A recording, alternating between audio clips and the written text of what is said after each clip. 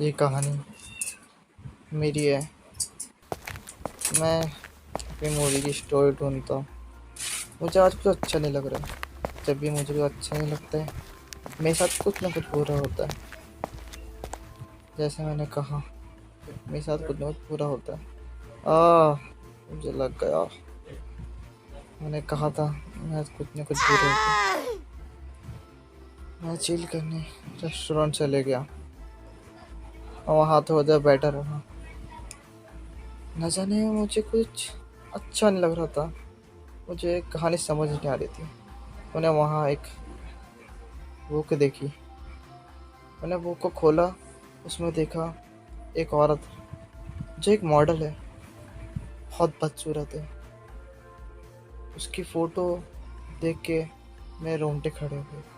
जैसे उसकी फ़ोटो मेरे दिमाग में बैठ गई हो। मुझे कुछ समझ नहीं आता मैं क्या करूँ। मैंने ये सब बात अपने फ्रेंड्स को बताई, लेकिन उसने कहा ऐसा कोई चीज़ नहीं होती। और उसने मुझे कहा कि तुम सिर्फ मूवी पे ध्यान दो, हमारे लिए अभी सिर्फ मूवी ज़रूरी है, उस मॉडल को भूल जाओ। उसने मुझे इतना कह के मुझे वापस भेजा दिया। अब मैं भी घर आ गया, मूवी के बारे में सोचने लगा। जब मैं सोचने की कोशिश कर रहा था, मुझे बार बार उसका चेहरा याद आ रहा था, जिसकी वजह से मैं कुछ काम नहीं कर पा रहा था। मुझे समझ नहीं आता मैं क्या करूँ। धीरे धीरे टाइम बीतते गया और मेरे दिमाग से उस वो यादें ख़त्म होने लगी, कम होने लगी। हम फ्रेंड्स ने डिस्कस किया कि हमें एक मीटिंग बुलाना चाहिए और हम मूवी के बारे में डिस्कस करने लगे। हम डिस्कस करते करते सोचा कि हमें मूवी के लिए एक मॉडल लगेंगी जो एक हीरोइन का काम करेंगी। वो ज़रूरी है, उसके बिना हमारी मूवी नहीं तो अधूरी रहेंगी। तो हमने सोचा कि हम एक ऑडिशन ले लेते हैं, जिससे हमें एक मॉडल मिल जाए, कोई स्कूल की लड़की, जिसे हमें फ़ीस भी कम देनी पड़ेगी और हमारा काम भी हो जाएगा। और कभी हमारी मूवी चल गई, वो स्टार बन जाएंगी। तो हमने ऐसा ही किया।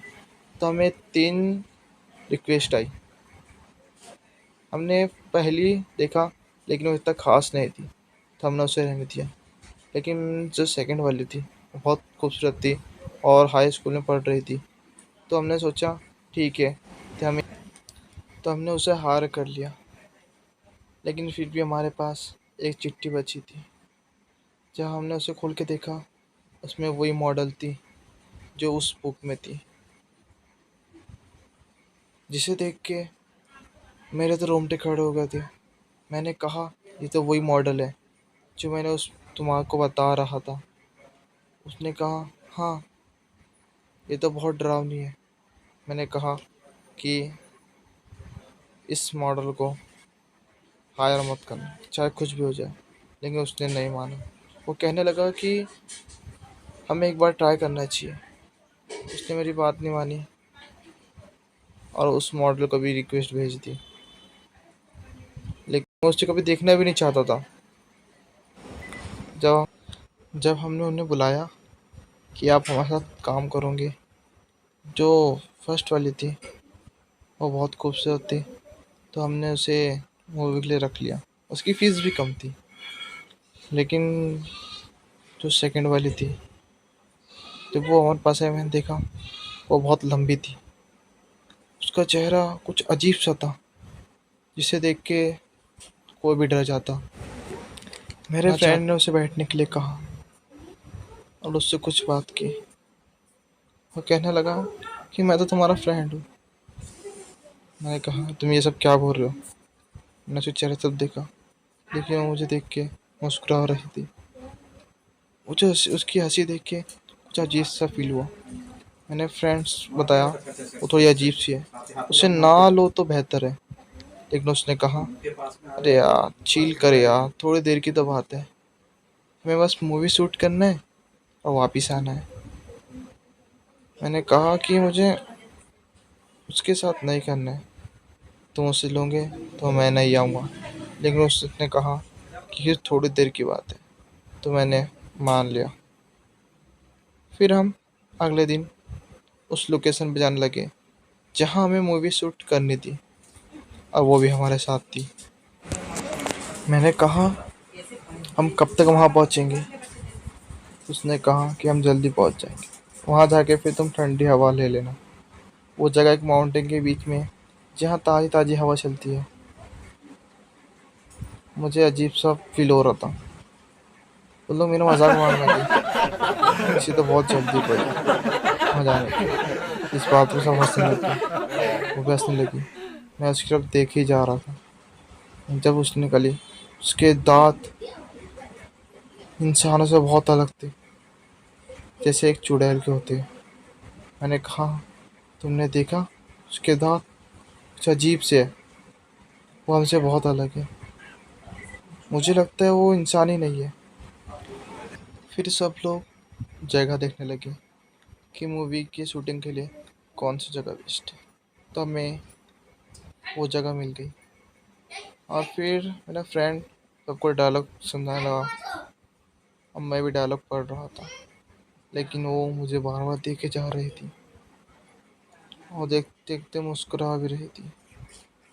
मुझे कुछ अजीब सा फील हो रहा था। मैंने कहा, मैं आता हूँ।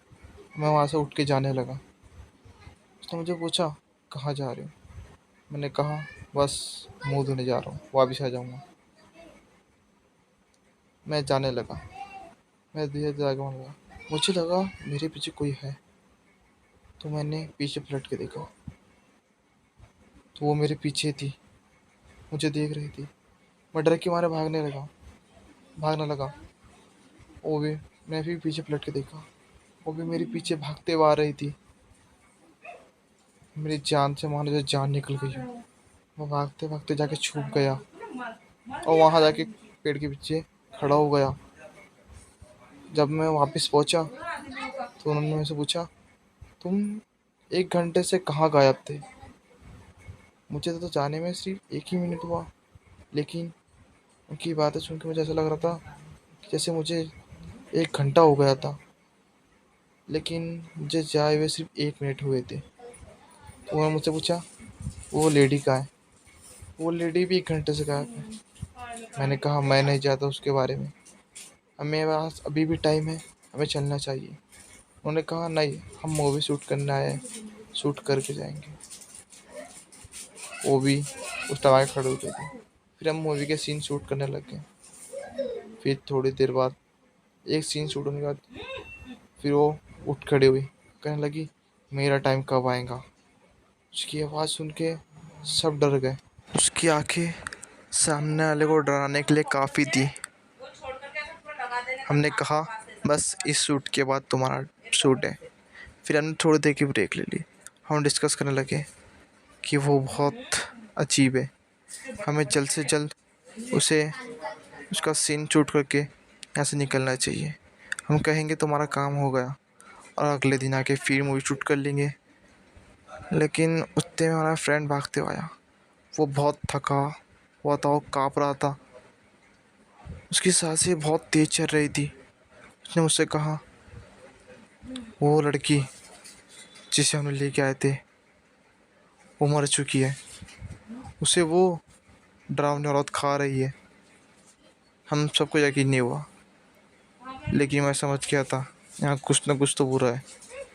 तो उसने कहा, चलो मेरे पीछे, कभी तुम्हें यकीन ना हो रहा हो तो हम सब उसके पीछे जाने लगे और ढूंढने लगे कि सच में वहाँ कुछ हुआ था या फिर ये हमसे मजाक कर। तो हम फिर उसके पीछे जाने लगे। जब हम थोड़े आगे गए तो उसने बताया कि उसने उसे पेड़ के पीछे देखा था। तो हम वहाँ जाके तहकीकात करने लगे। तो मैंने देखा कि साइड पे पत्थर पे खून लगा हुआ है। मैंने कहा, है तो खून है, मतलब वो बात सच थी। तो हमने कहा, वो लेडी कहाँ है? तो वो पीछे से निकली, जिसके मुंह को पूरा खून लगा हुआ था। न जाने मेरी तो जान ही निकल गई थी। मुझे समझ नहीं आ रहा था। फिर भी मैं भागा, लेकिन हम में से एक को उन्होंने पकड़ लिया और उसे खाने लगी। और मैं नीचे गिर गया और मेरे फ्रेंड्स मुझे छोड़ के भाग गए। मैंने कहा, रुको, मेरी मदद करो। लेकिन वो भाग गया। तो उसने उसे मार दिया था। वो पूरे खून में लथपथ थी और मुझे देख के हंसे जा रही थी। मैंने उसकी आँख देखा। उसके बाद मैं बेहोश हो गया। मुझे समझ नहीं आया। जब मुझे होश आया तो मैं हॉस्पिटल में था। मुझे वहाँ के डॉक्टर ने बताया कि सिर्फ तुम ही बची हो, तुम्हारे जो फ्रेंड्स हैं सब मारे गए। वो मेरी ज़िंदगी का सबसे ख़तरनाक दिन था। मैं उसे कभी